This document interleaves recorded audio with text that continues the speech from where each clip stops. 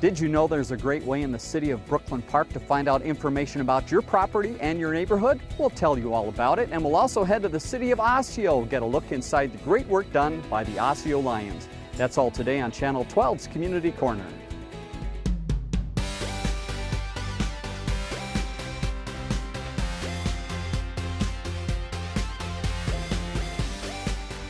I'm Dave Kaiser. Thanks for joining us on Channel 12's Community Corner outside Brooklyn Park City Hall, where their staff has been busy working on the Neighborhood Info web app.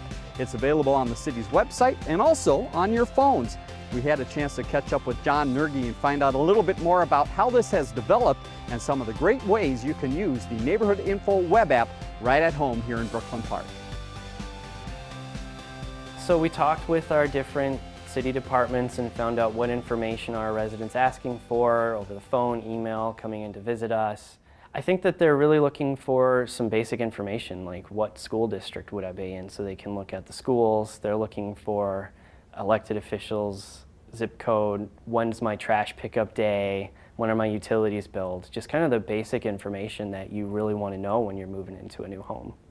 So the app's really designed to, when it launches, it prompts you to type in an address. And all you have to do is type that address in, click a couple buttons, and then open up the interactive report that gives you property information, all your elected officials, city service information. Depending on if you're going on a computer or on a phone, you'll get a different experience. For the computer, you get the full report with all the links to click, which doesn't work as well on a phone. So instead, if you go on that, you'll get a mobile version of it that is more optimized and lets you basically just scroll through the information. We also designed a print-ready version that with one extra click, it converts all the links to addresses and URLs and stuff like that so that you can have that on paper and still have it be just as useful. Thanks, John, for sharing all the insights about the mapping system here in the city of Brooklyn Park. Again, the great thing available on the website and also on your app on your phone.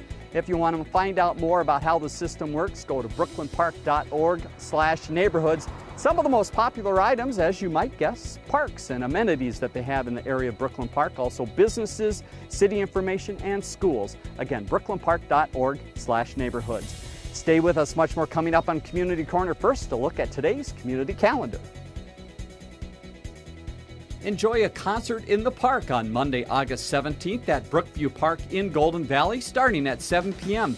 The band On the Air will perform hits from the 60s through the 80s. Go to goldenvalleymn.gov for more information.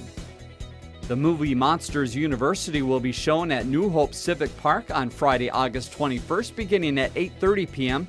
The event is free, and you can call 763-531-5151 for more details. And finally, the community tripsters are heading to the Minnesota Landscape Arboretum Tuesday, September 15th from 10 a.m. to 5 p.m. Enjoy a guided tour and lunch at Lord Fletcher's. Call 763-569-3405 for information. As we move ahead on Community Corner, I want to mention once again we're in Brooklyn Park talking about their Neighborhood Info web app. And again, one of the main areas people looking at are parks and some of the amenities like Frisbee Golf here at Central Park, also the Brookland Executive 9, some of the types of things you can find on the website brooklynpark.org/neighborhoods.